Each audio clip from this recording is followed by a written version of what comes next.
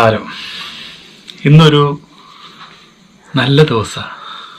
അതുകൊണ്ട് തന്നെ ഞാൻ നിങ്ങൾക്ക് ഒരു നല്ലൊരു കഥ പറഞ്ഞുതരാം. കഥ എന്ന് പറയാൻ പറ്റില്ല, ഒരാളുടെ ജീവിതമാണ്. ഒരാളുടെ ജീവിതം, ആ ആള് അനുഭവിച്ച ജീവിതമാണ് ഞാൻ പറയാൻ പോണത്. അത് നിങ്ങൾ കേൾക്കുക. നിങ്ങൾക്ക് നല്ലതാണെന്ന് തോന്നുന്നെങ്കിൽ നിങ്ങൾ അതിനൊരു കമൻറ്റ്, നല്ലൊരു കമൻറ്റ് എനിക്ക് ഇടുക. ഞാൻ ആളുടെ ജീവിതം, ആളിൽ നിന്ന് മുഴുവൻ ഞാൻ പഠിച്ചത്. ആളിപ്പോഴും ജീവിച്ചിരിപ്പുന്നുണ്ട്, ഗുരുവായൂർ ആളവിടെ ഉണ്ട്. അപ്പോൾ ഞാൻ പറയാൻ പോണത് എന്താണെന്ന് വെച്ചിട്ടുണ്ടെങ്കിൽ, ഒരു വാക്ക് ഞാൻ ചോദിച്ചോട്ടെ. മോഹൻലാലിൻ്റെ ഏറ്റവും നല്ല സിനിമ ഏതാണെന്ന് ചോദിച്ചു കഴിഞ്ഞാൽ ആർക്കും ഒരൊറ്റ വാക്കിന് ഉത്തരം പറയാൻ പറ്റില്ല. എന്താ വെച്ചിട്ടുണ്ടെങ്കിൽ മോഹൻലാലിൻ്റെ മോശം പടങ്ങളേക്കാളും കൂടുതൽ നല്ല പടങ്ങളാണ്. എല്ലാം നല്ല പടങ്ങളാണ്. ഫാൻറ്റസി പടങ്ങളുണ്ട്, ഫൈറ്റ് പടങ്ങളുണ്ട്, കഥ പടങ്ങളുണ്ട്, നല്ല അഭിനയം മുഹൂർത്തമുള്ള പടങ്ങളുണ്ട്, എല്ലാം ഉണ്ട്. അപ്പോൾ അതുകൊണ്ട് പെട്ടെന്ന് മോഹൻലാലിൻ്റെ ഏത് പടം നല്ലതെന്ന് ചോദിച്ചു കഴിഞ്ഞാൽ എടുത്ത് പറയാനായിട്ട് ഇത്തിരി ബുദ്ധിമുട്ടാണ്. അപ്പം നമ്മൾ അടുത്തൊരു ചോദ്യം ചോദിക്കുക. IV ശശി ഇത്രയും വലിയൊരു ഡയറക്ടറാണ്, മലയാളം കണ്ടതിലെ ഹിറ്റ് മേക്കറാണ്. അങ്ങേരെ ഇന്നവരെ അങ്ങനെ മരിക്കുന്നതിന് മുമ്പ് അയാൾ സംവിധാനം ചെയ്തതിൽ ഏറ്റവും നല്ല പടം ഏതാണെന്ന് ചോദിച്ചു കഴിഞ്ഞാൽ അപ്പോഴും നമുക്ക് പറയാനായിട്ട് പറ്റില്ല. കാരണം എന്താണെന്ന് വെച്ചിട്ടുണ്ടെങ്കിൽ ഒരുപാട് പടങ്ങൾ നമ്മളൊക്കെ IV ശശിയുടെ പടങ്ങൾ കണ്ടിട്ട് നമ്മളൊക്കെ ചെറുപ്പം കാലങ്ങളുണ്ടായിരുന്നത്. നല്ലൊരു സംവിധാനം ചെയ്യുന്നതിൽ ഏറ്റവും വലിയൊരു മേക്കറാണ് അങ്ങേര്. കഴിവുള്ള വ്യക്തിന്, അങ്ങേരെ പോലെയുള്ള കഴിവുള്ള വ്യക്തികൾ ഇപ്പം ഇല്ല എന്ന് തന്നെ പറയാം. അപ്പോൾ അങ്ങേരെ ഒരു പടം ഏതാ നല്ലതെന്ന് വെച്ചാൽ നമുക്ക് പറയാനില്ല. പക്ഷെ ഒരു പടം ഉണ്ട്. ഇത് രണ്ടുപേരെയും കയ്യൊപ്പ് ചാർത്തിയുള്ള പടമാണ് ദേവാസുരം, രഞ്ജിത്തിൻ്റെയും. ആ രഞ്ജിത്ത് ആ കഥ തൃശ്ശൂരിൽ നിന്ന് ഉണ്ടാക്കിയതാണ്. തൃശ്ശൂർ ജില്ലയിലുള്ള ആളുടെ ജീവിതമാണ് അങ്ങേര് സിനിമയാക്കിയത്. അപ്പോൾ അങ്ങേരെ ആ ജീവിതം സിനിമയാക്കിയപ്പോൾ ആ സിനിമ എക്കാലവും നമ്മൾ ഓർമ്മപ്പെടുന്ന നല്ലൊരു സിനിമയായിട്ട് മാറി. ഇപ്പോഴും ദേവാസുരത്തിനെ കവച്ചു വയ്ക്കാനുള്ളൊരു പടം മോഹൻലാലിൻ്റെ വന്നിട്ടില്ല, IV ശശിയും വന്നിട്ടില്ല, രഞ്ജിത്തിൻ്റെയും വന്നിട്ടില്ല. അതുകൊണ്ട് ദേവാസുരം ഇനിയിപ്പോൾ ഒരു 10 അല്ല 20 അല്ല 50 കൊല്ലം കഴിഞ്ഞാലും ദേവാസുരമായിട്ട് തന്നെ നിൽക്കും. അതൊരു ജീവിതഗന്ധിയായുള്ള പടമാവാൻ കാരണം ഒരാളുടെ ജീവിതം, അത് ആൾ ജീവിച്ചുള്ള കഥ, അതുകൊണ്ടാണത്. അപ്പോൾ അതുപോലെ തന്നെയാണ് ഈ ഒരാളുടെ ജീവിതം ഞാൻ പറയാൻ പോണത്. സിനിമ ആവാൻ വേണ്ടിയിട്ടൊന്നല്ല കേട്ടാ. ഇങ്ങനെ കഥ കേട്ടപ്പോൾ എനിക്കിങ്ങനെ യൂട്യൂബിൽ പറയാൻ കൊള്ളാം എന്ന് തോന്നിയോണ്ട് പറയണം. അപ്പോൾ നമുക്കിനി സമയമൊന്നും വൈകണ്ട, പെട്ടെന്ന് കഥയിലേക്ക് കിടക്കാം. എന്താണെന്ന് വെച്ചിട്ടുണ്ടെങ്കിൽ, ഈ കഥാപാത്രത്തിൻ്റെ പേരുകളൊക്കെ വളരെ ഭയങ്കര വ്യത്യസ്തമായുള്ള പേരുകളാണ്. ഒക്കെ ദൈവത്തിൻ്റെ പേരുകൾ, ഒരു കുടുംബത്തിലുള്ളവരെല്ലാവരെയും പറയണാക്കണ. അച്ഛൻ്റെ പേര് ശ്രീകൃഷ്ണൻ. ഒരു മോനുണ്ട്, ആ മോൻ്റെ പേര് ഹനുമാൻ. ഈ ശ്രീകൃഷ്ണൻ്റെ ഭാര്യയുടെ പേര് പാർവതി. ഇവർക്കൊരു മോളുണ്ട്, ആ മോളുടെ പേര് സീത. ഈ ശ്രീകൃഷ്ണൻ എന്ന് പറഞ്ഞ ആൾ ഭയങ്കര ഈശ്വരവിശ്വാസിയാണ്. നമ്മൾ മുസ്ലിമായിരിക്കുമ്പോൾ 5 നേരം നിസ്കരിക്കുന്നു പറഞ്ഞ പോലെ ഇങ്ങനെ 5 നേരം അമ്പലത്തിൽ പോണ ആളാണ്. അത്രയും വിശ്വാസമാണ് ദൈവത്തിൽ. അപ്പോൾ അങ്ങേർക്ക് എന്താ വെച്ചിട്ടുണ്ടെങ്കിൽ ജോലി എന്താ വെച്ചിട്ടുണ്ടെങ്കിൽ താറാവുക്കളെ വളർത്തലാണ്. ഒരു സീസണിൽ 10-50,000 താറാക്കളെ ഒരുമിച്ച് കൊണ്ടുവന്ന് ഇറക്കും. അവരവിടെ മുട്ടയിടിച്ച് അതിൻ്റെ പ്രായമായി. പിന്നെ അങ്ങനെ ഒരു വലിയൊരു ബാധ്യതയുള്ളൊരു പണി. കാരണം 5-6 പണിക്കാരുണ്ട്, 5-8 പണിക്കാരുണ്ട്. അങ്ങനെ സീസണിലുള്ള ഒരു വലിയൊരു ബിസിനസ്സാണ് അത്. നല്ല മനുഷ്യനാണ് അത്. അപ്പോൾ അങ്ങേർക്ക് ആദ്യം ഉണ്ടായ ഒരു മോൻ്റെ ജാതകത്തിൽ ഈ മോൻ 30 വയസ്സ് വരെ ഈ മോൻ്റെ ജാതകം എഴുതിയിട്ടുള്ളൂ. 30 വയസ്സ് കഴിഞ്ഞ ഉള്ളിൽ ഈ മോൻ മരിക്കും. ആദ്യം ഉണ്ടായ മോനാ, ഉരുളിയൊക്കെ കമത്തി കിട്ടിയതാ, ദൈവസന്നിധിയിൽ നിന്ന് കിട്ടിയതാന്ന് ആൾ പറയാം. അപ്പോൾ എന്താണെന്ന് വെച്ചിട്ടുണ്ടെങ്കിൽ ഈ മോൻ 30 വയസ്സ് വരെ പണിക്കര് ജാതകം എഴുതിയിട്ടുള്ളൂ. അപ്പോൾ ഇങ്ങേര് എന്തുണ്ടായി വെച്ചിട്ടുണ്ടെങ്കിൽ അന്ന് ഒരു 5 പണിക്കരെടുത്ത് പോയിട്ട് ഈ നാളും സമയം ഒക്കെ കുറിച്ച് നോക്കിയപ്പോൾ 5 പണിക്കരും പറഞ്ഞതെന്ന് വെച്ചിട്ടുണ്ടെങ്കിൽ നിങ്ങളുടെ മോന് മാക്സിമം 30-35 വയസ്സ് കഴിഞ്ഞ് കഴിഞ്ഞാൽ, 30 വയസ്സ് വരെ ജാതകം എഴുതിയിട്ടുള്ളൂ, 30 വയസ്സ് കഴിഞ്ഞാൽ നിങ്ങളുടെ മോൻ മരിച്ചിരിക്കും. അതിന് നിമിത്തമാവുന്നത് ഒന്ന് വെള്ളം. തീ, അതുപോലെ തന്നെ വാഹനം, ഇതിലേതെങ്കിലും ആയിരിക്കും നിങ്ങളുടെ മകൻ്റെ മരണം. അപ്പം അതുകൊണ്ട് മകനെ സൂക്ഷിക്കുക, മകനെ പുറത്തു വിടാണ്ട് നിങ്ങൾ സൂക്ഷിക്കുക, കണ്ണിൽ കൃഷ്ണമണി പോലെ സൂക്ഷിക്കുക. പിന്നെ ഈ 30 വയസ്സ് വരെ നിങ്ങളുടെ മകൻ മരിച്ചില്ലെങ്കിൽ പിന്നെ നിങ്ങളുടെ മകന് 110 വയസ്സ് വരെ ആയുസ്സുണ്ട്. ആ 110 വയസ്സ് വരെ ആയുസ് കിട്ടണമെങ്കിൽ നിങ്ങൾ ഈ 30 വയസ്സ് വരെ ഈ മകനെ സൂക്ഷിക്കണം, കണ്ണിലെ കൃഷ്ണമണി പോലെ സൂക്ഷിക്കണം. ഇത് ഈ ശ്രീകൃഷ്ണൻ കേട്ടു. അപ്പോൾ അതുകൊണ്ടാണ് ഹനുമാൻ എന്ന് പേരിട്ടെ, ഒരു ബലവാനാവട്ടെ. ഇവനെ അന്ന് തന്നെ മൂപ്പര് പറഞ്ഞു, ശ്രീകൃഷ്ണൻ പറഞ്ഞു, ഹനുമാനെ, എൻ്റെ മോനെ ആയുസോടെ കിട്ടി കഴിഞ്ഞ് കഴിഞ്ഞാൽ അങ്ങൊരു ബ്രഹ്മചാരിയല്ലേ, അതുപോലെ എൻ്റെ മോനെ ഞാൻ ബ്രഹ്മചാരിയാക്കാം. അത് അങ്ങയ്ക്ക് സമർപ്പിക്കണു എന്നാണ് ഹനുമാൻ അമ്പലത്തിൽ പോയിട്ട് ആൾ നേർന്നത്. അപ്പോൾ ആ മോൻ ജനിച്ച് കഴിഞ്ഞതിന് ശേഷം ഈ ശ്രീകൃഷ്ണൻ എന്തുണ്ടായിന്ന് വെച്ചിട്ടുണ്ടെങ്കിൽ ഈ മോനെ സ്കൂളിൽ വിട്ടില്ല, പഠിക്കാൻ വിട്ടില്ല, കളിക്കാൻ വിടില്ല, പുറത്തേക്ക് വിടില്ല. ഈ വീടിൻ്റെ ഉള്ളിൽ മാത്രമാണ് അവന് നടക്കാൻ പറ്റുള്ളൂ, ഇത് പറ്റുള്ളൂ. അപ്പോൾ വീടിൻ്റെ ഉള്ളിലെന്ന് വെച്ചിട്ടുണ്ടെങ്കിൽ പുറത്ത് ഇവർ പറഞ്ഞ ഇതിലാണ് മരിക്കുള്ളൂ എന്നവർ പറഞ്ഞു. ഈ 3 എണ്ണത്തിൽ പറഞ്ഞിട്ടുണ്ട്. ഒന്ന് വെള്ളം, തീ, വാഹനം. അത് സർപ്പദർശനം പറഞ്ഞിട്ടില്ല. ഒരു വിഷം തീണ്ടി മരണം ഇവനില്ല. അപ്പം അതുകൊണ്ട് മൂപ്പര് ഈ മാഷന്മാരെ കൊണ്ടുവന്ന് വീട്ടിൽ വെച്ച് പഠിപ്പിക്കാൻ നോക്കി, ട്യൂഷൻ എടുത്തിട്ട്. പക്ഷെ മൂപ്പർക്ക് അതൊന്നും പഠിക്കാനായിട്ടുള്ള താല്പര്യമില്ല. സ്കൂളിൽ പോയി പഠിക്കാൻ പഠിച്ചില്ലെങ്കിൽ പിന്നെ പഠിക്കണ്ടെന്നാണ് മോൻ്റെ കണക്കൂട്ടൽ. ഹനുമാൻ്റെ കണക്കൂട്ടൽ അങ്ങനെയാണ്. അപ്പോൾ എന്തുണ്ടായെന്ന് വെച്ചിട്ടുണ്ടെങ്കിൽ ഇവന് ആകെ ഇൻട്രസ്റ്റ് ഉള്ള ഒരു പരിപാടി പാട്ട് പഠിക്കില്ല. എന്നാൽ പിന്നെ ഒരു കാര്യം ചെയ്യാം, പാട്ട് പഠിക്കലാക്കി. പാട്ട് പഠിക്കാനായിട്ട് കൊണ്ടുവന്നവനെ പാട്ട് പഠിപ്പിക്കും. വീടിൻ്റെ ഉള്ളിൽ മാത്രം 40 വയസ്സ് വരെ ഒരു പുരുഷന് ജീവിക്കാൻ പറ്റുമോ പുറത്തിറങ്ങാണ്ട്? നിങ്ങളൊന്ന് ആലോചിച്ച് നോക്കുക. എന്താ ഒരു വധശിക്ഷയ്ക്ക് വിധിക്കപ്പെട്ട് കിടക്കുന്ന ഒരു വ്യക്തിയുടെ മാനസികാവസ്ഥയാണ് അവന്. പുറത്തിറങ്ങാൻ പറ്റില്ല. പക്ഷെ അമ്മയുടെയും അച്ഛനും സ്നേഹത്തിൻ്റെ മുമ്പിൽ അവൻ തോറ്റുപോവുക. പിന്നെ അവനും കുറച്ച് ഈശ്വരവിശ്വാസമുള്ള കാരണം അവൻ ഇതിൽ വിശ്വസിച്ചിരിക്കുക. പുറത്തിറങ്ങിയ മരണം അവനെ പിടികൂടുന്നുള്ളത്. ഒന്നുമില്ലെങ്കിൽ ഒരു ലോറിയുടെയോ ഒരു ടിപ്പറിൻ്റെയോ അല്ലെങ്കിൽ ഒരു ബൈക്കിൻ്റെയോ അല്ലെങ്കിൽ ഒരു ബസ്സിൻ്റെയോ രൂപത്തിൽ വരും എന്ന് പറഞ്ഞിട്ട് പേടിച്ചിരിക്കുക. അപ്പം അങ്ങനെ വളർത്തി കൊണ്ടുവരുന്ന ഒരു മോനാണ്. അതേ സ്ഥാനത്ത് ഇവൻ്റെ താഴെയാണ് ഈ പെൺകുട്ടിയുള്ളത്. പെൺകുട്ടി ഹോസ്റ്റലിൽ വന്നിട്ടാണ് പഠിക്കുന്നത്. അതിൻ്റെ ജീവിതം തന്നെ വേറൊരു തലത്തിലാണ്. അടിച്ചുപൊളിയാണ്. അവിടെ കോളേജിൽ എല്ലാ പ്രശ്നങ്ങളും ഇടപെടും. രാഷ്ട്രീയത്തിൽ, സമരത്തിനാച്ചാൽ എല്ലാത്തിനും അവിടെ എന്തെല്ലാം പ്രശ്നങ്ങളുണ്ടോ. രാഷ്ട്രീയപരമായിട്ട് യൂണിയൻ ചെയർമാനാണ്. മറ്റുള്ള എല്ലാ വിഭാഗത്തിലും 34 ഒന്നാമത്. ഭയങ്കര വാക്ക് സാമർഥ്യം. അതുപോലെ തന്നെ പലപ്പോഴും ഈ പോലീസുകാരെ അടി കിട്ടിയിട്ട് പത്രത്തിലും ടി വിയിലൊക്കെ ഫോട്ടോ വരെ കാണാം. അങ്ങനത്തെ ഒരു കഥ, ഒരു പെൺകുട്ടീനത്. പേടിയെന്ന് പറഞ്ഞ ഒരു സാധനം ആ പെൺകുട്ടിയുടെ ജീവിതത്തിലില്ല.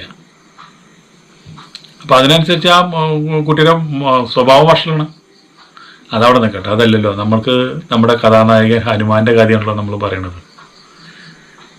അങ്ങനെ ഇവര് ഈ താറാക്കളെ കൊണ്ടുവന്ന് കൂടണച്ച് വെക്കുമ്പോൾ ഇവരെ അവിടെ നിന്ന് നീങ്ങിയിട്ട് വലിയൊരു കൂട്, 2-3 കൂടുണ്ട്. അവിടെയൊക്കെ ജോലിക്കാർ അവിടെ തന്നെ കിടന്നുറങ്ങുക. അപ്പോൾ എന്താണെന്ന് വെച്ചിട്ടുണ്ടെങ്കിൽ അതിൻ്റെ അടുത്ത് കുറച്ച് ചാരായമാറ്റുകാരുണ്ട്. 2 ഗുണ്ടകൾ തന്നെ പറയാം, ചാരായമാറ്റുകാർ. അവർ ഈ രാത്രിയിൽ വന്നിട്ട് ചാരായം മാറ്റി അവിടെ ഇരുന്ന് കുടിച്ച് കുറേ കൊണ്ടുവന്ന് വിൽക്കാനും കൊണ്ടുവന്ന് നിൽക്കണതാണ്. അപ്പോൾ അവരെന്തുണ്ടാന്ന് വെച്ചിട്ടുണ്ടെങ്കിൽ അവിടെ നിന്ന് വന്നിട്ട് ഈ കൂട്ടിൽ നിന്ന് താറാവുകളെ പിടിച്ചുകൊണ്ട് പോകും കൂട്ടാൻ വയ്ക്കാനായിട്ട്. എന്നിട്ട് അവിടെ കൊണ്ടുപോയി റോസ്റ്റ് ചെയ്യും. അപ്പോൾ ഇത് നമ്മുടെ ശ്രീകൃഷ്ണൻ മനസ്സിലായി. ശ്രീകൃഷ്ണൻ അവരോട് പറഞ്ഞു താറാവിനെ എടുക്കരുത്. അവർ ബലമായിട്ട് ദിവസം തന്നെ പണിയും. അപ്പോൾ ഇവരെ പേരിൽ ശ്രീകൃഷ്ണൻ പോലീസ് സ്റ്റേഷനിൽ കേസ് കൊടുത്തു. ഈ കേസ് കൊടുത്ത ആ വൈരാഗ്യത്തിൻ്റെ മുകളിൽ ആ ഗുണ്ടകൾ എന്തുണ്ടായെന്ന് വെച്ചിട്ടുണ്ടെങ്കിൽ അയാൾക്കൊരു പേരുണ്ട്, ഡബിൾ ഇതാണ്, നാടിഞ്ഞരമ്പ് ഡബിളായുള്ള ഭയങ്കര ശക്തിമാനാ. ഡബിൾ നാടി എന്ന് പറയും. നമുക്കൊക്കെ ഒരു നാടിയല്ലോ പിടിച്ചു നോക്കുമ്പോൾ, ഇതിവിടെ 2 നാഡി ഉണ്ട് മൂപ്പർക്ക്. 2 നാഡിയുള്ള ഒരാളാണ്. ഒരു പ്രത്യേക ജൻസിൽപ്പെട്ട ആളാണ്. എന്ന് വെച്ചിട്ടുണ്ടെങ്കിൽ കണ്ടമാനം കുടിക്കും, വലിക്കും, കഞ്ചാവ്, ഗിഞ്ചാവ്, ഞാൻ പറഞ്ഞില്ലേ ഈ വക എല്ലാ ഇതുകളും പോലിത്തല്ലിൻ്റെ എല്ലാം ചെയ്തു. ഒരു ജാതി, ഒരു പേടിയൊന്നും ഇല്ലാത്തൊരു ജാതി ഇയാളുടെ പേരിലാണ് കൊണ്ടുപോയിട്ട് കേസ് കൊടുത്ത് പോകുന്നത്. പോലീസുകാരെന്നെ പറഞ്ഞു അയാൾ 2-3 താറാവിൻ്റെ അടുത്ത് കഴിഞ്ഞാൽ നിങ്ങളൊരു കാര്യം ചെയ്യും, താറാവിൻ്റെ സ്ഥലം അവിടെ നിന്ന് മാറ്റിക്കോ, അവിടെ നിങ്ങൾ താറാവളം മുളയ്ക്കാടണ്ട, അവരോടൊന്നും പോയി പറഞ്ഞിട്ട് ഒരു കാര്യമില്ല, നമ്മളാണ് മാറിപ്പോണ്ടേന്ന് പറഞ്ഞു. അപ്പോൾ ശ്രീകൃഷ്ണൻ എന്നാൽ ശരി ഞാൻ കൂട് മാറ്റിയോളാം എന്ന് പറഞ്ഞു.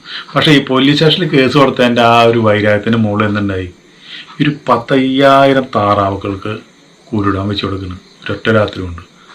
നേരം വെളുക്കുമ്പോൾ ശ്രീകൃഷ്ണൻ കാണുന്നത് കൊണ്ട് 10,000 താറാക്കളും മരിച്ചു കിടക്കണതാണ്, ചത്ത് കിടക്കണതാണ്. 2 ദിവസം കഴിഞ്ഞ് ഓണാണ്, ഒരാഴ്ച കഴിഞ്ഞ് ഓണാണ്. മൂപ്പര് ഈ ജീവിതം ആകെ വഴിമുട്ടി. ഇതൊക്കെ ഓരോ പ്രാവശ്യം താറാവുക്കളെ ഇറക്കുമ്പോൾ അവർ ഒരുപാട് ലോൺ എടുത്തിട്ടും ഒരുപാട് മുട്ട കൊടുക്കാന്ന് പറഞ്ഞ് ഓരോ ആൾക്കാരിൽ നിന്ന് കാശ് മേടിച്ചിട്ടൊക്കെയാണ് ഈ താറാക്കളെ അത്രയധികം ഇറക്കണത്, അല്ലാണ്ടൊക്കെ കേഷ് ഇരുന്നിട്ടല്ല. അപ്പം അങ്ങനെ നിൽക്കുമ്പോൾ ഈ താറാക്കളൊക്കെ മരിച്ചോട് കൂടിയിട്ട് മൂപ്പർക്ക് മനസ്സിലായി ഇനി നമുക്ക് ഇതിൽ നിന്നൊരു പോലീസുകാർ കൈമാറ്റം. അങ്ങനെ താറാക്കൾ മരിച്ചു, ആരാണ് എന്താണ് ഒരു പിടുത്തമില്ല. ആൾക്കാരെ കൊന്നു കഴിഞ്ഞാൽ അവരെ ഒരു പുല്ല് പോലെ കോടതിയിൽ നിന്നും ഇതെന്നൊക്കെ ഇറങ്ങി വരുന്ന ആൾക്കാരെ വരും. പിന്നെയാണോ 10 താറാക്കൾ വന്നു വന്നിട്ട് അവരുടെ പേരിൽ കേസ് വരുന്നത്. അതോടുകൂടി ശ്രീകൃഷ്ണ ആകെ തകർന്നു. അങ്ങനെ ഇനി അന്നാണ് പിന്നെ ഓണം വന്നത്. അപ്പോൾ ഓണത്തിന് അന്ന് ഹോസ്റ്റലിൽ നിന്ന് പഠിക്കുന്ന കുട്ടിയോട് വന്നില്ല. അതൊക്കെ ഒരുപാട് കാര്യങ്ങളും ടൂറും കാര്യങ്ങളൊക്കെ ഉണ്ട്. വെക്കേഷനൊക്കെ ആൾ കറങ്ങാൻ പോയി. അങ്ങനെ എന്തുണ്ടായെന്ന് വെച്ചിട്ടുണ്ടെങ്കിൽ ഇവിടെ ഈ തിരുവോണത്തിൻ്റെ അന്ന് എല്ലാവരും ഈ വീട്ടിലെല്ലാ ഭക്ഷണങ്ങളും കാര്യങ്ങളൊക്കെ വെച്ച് എല്ലാവരും കൂടിയിട്ട് അപ്പോൾ ഈ ശ്രീകൃഷ്ണൻ ഒരു തീരുമാനം എടുത്തു. എന്തായാലും ഞാനും ഭാര്യയും പോവാനുള്ള ഉദ്ദേശമായി മരിക്കാനായിട്ട്. അപ്പോൾ ഈ ഹനുമാനെയും കൊണ്ടുപോകാം. മോളിപ്പോൾ എന്തായാലും അങ്ങനെയല്ല, മോളില്ലല്ലോ. അപ്പോൾ 3 പേരും കൂടി ഓണസദ്യയുടെ കൂടെ വിഷം കൂടി ചേർത്തിട്ട് ഓണസദ്യ കഴിച്ചു.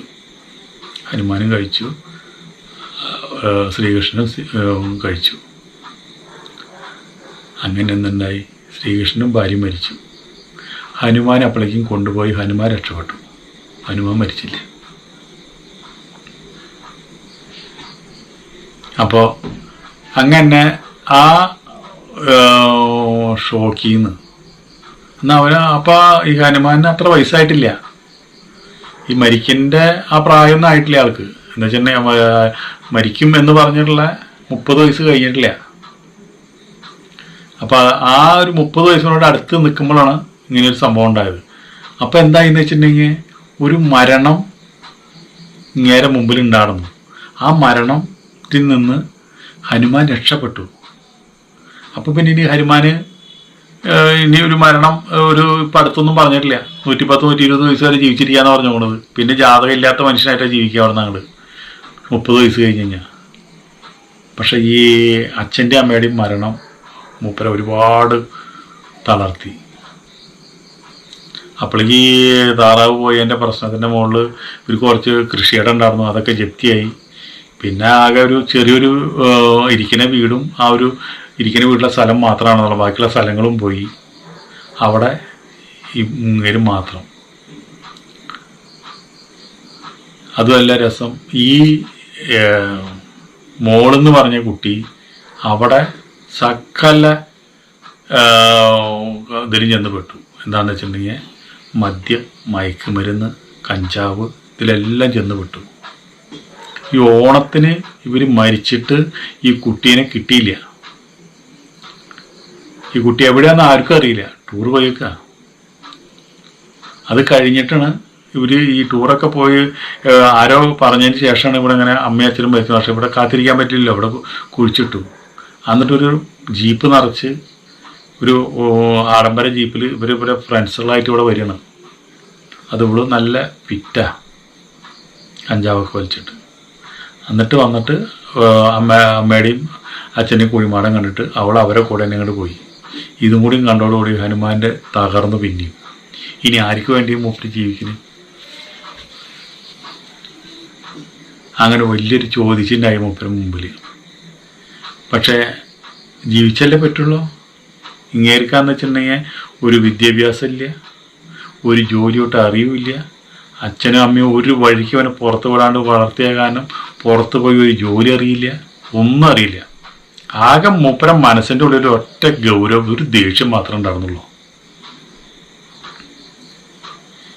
ഇവൻ്റെ അച്ഛനെ മരണത്തിനിടയാക്കിയുള്ള ആ ഗുണ്ടനെ, ഇരട്ട നാടിയുള്ള ആ ഗുണ്ടനെ കൊല്ലണം. അത് കൊന്നിട്ട് ജയിലിൽ പോയി കിടക്കാനായിട്ട് തയ്യാറായിട്ട് മൂപ്പര് നിൽക്കണം. അതിന് മൂപ്പര് എന്ത് ചെയ്തു എന്ന് വെച്ചിട്ടുണ്ടെങ്കിൽ, ഇവർ കുടിക്കാൻ വെച്ച ചാരായത്തിൽ ഈ താറാവിന് കൊടുത്ത പോലെ തന്നെ അതിൽ കൊണ്ടുപോയി കുരുടാൻ കലക്കിയിട്ട് അവിടെ വെച്ചു. എന്നിട്ട് അവ അവിടെ ഒളിച്ചിരുന്നു ഹനുമാൻ. ഇവർ വൈകുന്നേരം വന്ന് ഇറച്ചിയും വെച്ച് കൂട്ടിയിട്ട് ചാരായം കൂടി തുടങ്ങി. പക്ഷേ ഇവൻ്റെ കൂടെ ഇവൻ്റെ ഈ ഗുണ്ടയുടെ കൂടെ ഇവരെ അനിയന്മാരും മറ്റുള്ള വേറെ രണ്ട് മൂന്ന് ആൾക്കാർ പേരുണ്ടായിരുന്നു. ഈ കുരുടോലം വിട്ട ചാരായം കുടിച്ചിട്ട് അവർ 3 പേരും മരിച്ചു. ഈ ഇരട്ട നാടിയുള്ള ആൾ മാത്രം ഇതിന് രക്ഷപ്പെട്ടു. അപ്പോൾ പിന്നെ ഈ ഇരട്ടനാടിയുള്ള ആൾക്ക് മനസ്സിലായി ഇത് നമ്മൾക്ക് പണി തന്നത് ഇവനാണെന്നുള്ളത്. അപ്പോൾ പിന്നെ എന്താന്ന് വെച്ചിട്ടുണ്ടെങ്കിൽ ഈ ഹനുമാനും എന്താ രണ്ടാരൊന്ന് കൽപ്പിച്ചിട്ട് നടക്കണം. ഒന്നുമില്ലെങ്കിൽ അവളെ കൈകൊണ്ട് നമ്മൾ മരിക്കുക, അല്ലെങ്കിൽ അവനെ കൊല്ലുക. പക്ഷെ പെട്ടെന്നൊരു ഏറ്റുമുട്ടൽ 2 പേരും തയ്യാറല്ല. പിന്നെ ഇങ്ങേർക്ക് ഹനുമാന് ജീവിക്കണ്ടേ. ഹനുമാൻ എന്തുണ്ടായിന്ന് വെച്ചിട്ടുണ്ടെങ്കിൽ, ആകെ അറിയാവുന്ന ഒരാൾ പറഞ്ഞു, നീ ഒരു കാര്യം ചെയ്യ്, 10 ലോട്ടറി കച്ചവടം തുടങ്ങും എന്ന് പറഞ്ഞിട്ട് ഒരു സൈക്കിളും കുറച്ച് ലോട്ടറി ടിക്കറ്റും ഒരാൾ സഹായിച്ചു. അത് കഴിഞ്ഞിട്ട് മൂപ്പര് ആ സൈക്കിളുമ്പോൾ ലോട്ടറി കച്ചവടമായി. പിന്നെ കാലത്ത് ഏറ്റിട്ട് ടൗണിൽ പോകും. അവിടുന്ന് കുറേ ലോട്ടറി ടിക്കറ്റ് എടുത്തിട്ട് ആ സൈക്കിളുമ്പോൾ ഉന്തി അവിടെയൊക്കെ കിടന്ന് നടക്കും. 10 പൈസ ചെലവില്ല ആൾ. കാലത്ത് ഒരു ഉച്ച നേരത്തെ ഒരു ഭക്ഷണം മാത്രമേ ഉള്ളൂ. അതെന്തുണ്ടായെന്ന് വെച്ചിട്ടുണ്ടെങ്കിൽ വല്ല അമ്പലത്തിൽ നിന്നോ അല്ലെങ്കിൽ വല്ല അവിടെ അമ്പലത്തിൽ വല്ല കല്യാണം ഉണ്ടെങ്കിൽ അവിടെ നിന്നോ ഒക്കെ കഴിക്കുക. കാശ് കൊടുത്തിട്ട് കഴിക്കില്ല. കാശൊക്കെ സമ്പാദിച്ച് വയ്ക്കുക. ഈ പെങ്ങള് ഇവൻ്റെ അനിയത്തി എന്തെങ്കിലും ഒരു കാശ് ആവശ്യം വരുമല്ലോ,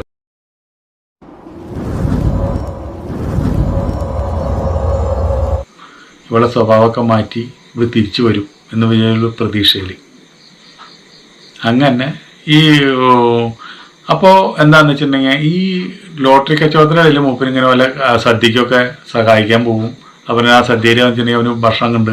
അപ്പം അങ്ങനെയൊക്കെ കൂടിയിട്ട് നിൽക്കുമ്പോൾ ഈ ഇപ്പം പാട്ട് പഠിച്ച കാരണം ഈ സദ്യക്കൊക്കെ നല്ല പാട്ടുകളൊക്കെ ഇപ്പം മൂപ്പര് പാടും. ഓർക്കസ്ട്രയുടെ കൂടെയൊക്കെ മൂപ്പര് പാടിക്കും. അങ്ങനെ എല്ലാവർക്കും വലിയ ഇഷ്ടമാണ്. അപ്പോൾ എവിടെയെങ്കിലും ഒരു കല്യാണം ഉണ്ടെങ്കിൽ അവനെ മൂപ്പര് വന്ന് പ്രത്യേകിച്ച് വിളിച്ചു കൊണ്ടുപോകും പാട്ട് പാടാനായിട്ട്. അപ്പം അതിൻ്റെ ഇടയിൽ മൂപ്പർക്ക് ഈ മൂപ്പരെ കാര്യങ്ങളൊക്കെ കണ്ടിട്ട് മൂപ്പർക്ക് ഇങ്ങനെ കല്യാണം, പെണ്ണ്, പ്രേമം ഇതൊന്നും മൂപ്പരെ മനസ്സിലില്ല. എന്നിരുന്നാലും ഡെയിലി മൂപ്പര് ഒരേ ഗവൺമെൻറ് ഓഫീസുകളിൽ കയറി ഇറങ്ങിയിട്ട് ലോട്ടറി ടിക്കറ്റ് വെക്കും. അപ്പം അങ്ങനെ അവിടെ ഒരു കുട്ടീനെ ഇവന് കണ്ടുകൊണ്ട് ഭയങ്കര ഇഷ്ടമായി. പക്ഷെ ആ കുട്ടിക്ക് അങ്ങനെയൊന്നും ഉണ്ടായിരുന്നില്ല. അപ്പം അങ്ങനെ ഒരു ലവ് ട്രാക്കും കൂടിയിട്ട് ഇതിൽ വർക്ക് ചെയ്തുകൊണ്ടിരിക്കുന്നുണ്ട്. ഇത് വളരെ നീണ്ടുപോയി. അപ്പോൾ അതുകൊണ്ട് ഇത് ഫസ്റ്റ് പാർട്ടായിട്ടിരിക്കട്ടെ. ഇതിൻ്റെ സെക്കൻഡ് പാർട്ട് അടുത്തൊരു വീഡിയോ ആയിട്ടിടാം. അതല്ല നല്ലത്. ഇപ്പോൾ തന്നെ ഒരുപാട് വൈകി. അപ്പോൾ അതുകൊണ്ട് കുറേ ഇനിയും പറയാമെന്ന് വെച്ചിട്ടുണ്ടെങ്കിൽ ഈ കഥ ഒരുപാടുണ്ട്. അപ്പോൾ അതുകൊണ്ട് ഇപ്പോൾ ഇവിടെ ഒരു ഇടവേള കഴിഞ്ഞിട്ട് ചായയും കാപ്പിയൊക്കെ കുടിച്ചിട്ട് നമുക്ക് 2 ദിവസം കഴിഞ്ഞിട്ട് ഇതിൻ്റെ ബാലൻസ് ഇടാം അല്ലേ. അപ്പോൾ ഇത്രയും നേരം എൻ്റെ കഥ കേട്ടിരുന്ന എൻ്റെ എല്ലാ പ്രേക്ഷകർക്കും, എൻ്റെ എല്ലാ സുഹൃത്തുക്കൾക്കും, എൻ്റെ എല്ലാ പരിചയക്കാർക്കും, ഇനി പുതിയത് വരുന്ന എൻ്റെ സബ്സ്ക്രൈബർക്കും എല്ലാവർക്കും വളരെയധികം സന്തോഷം. പിന്നെ കഥ നല്ലതാണെന്ന് വെച്ചിട്ടുണ്ടെങ്കിൽ ഒന്ന് കമൻ്റ് ഇടുക. അപ്പോൾ ഞാൻ കഥയുടെ ബാലൻസ് പറയാം കേട്ടോ. അപ്പോൾ നിങ്ങളുടെ കമൻറ്റ് പോലെ ഇരിക്കുന്നത്. അപ്പോൾ എന്തായാലും നിങ്ങൾക്ക് എല്ലാവർക്കും ഞാൻ നല്ലത് നേർന്നുകൊണ്ട് എല്ലാവരും ആരോഗ്യം സുരക്ഷിതമായി ശ്രദ്ധിക്കുക, സാമൂഹിക അകലം പാലിക്കുക, വാക്സിനേഷൻ ചെയ്യുക, അധികം ആൾക്കാരായിട്ട്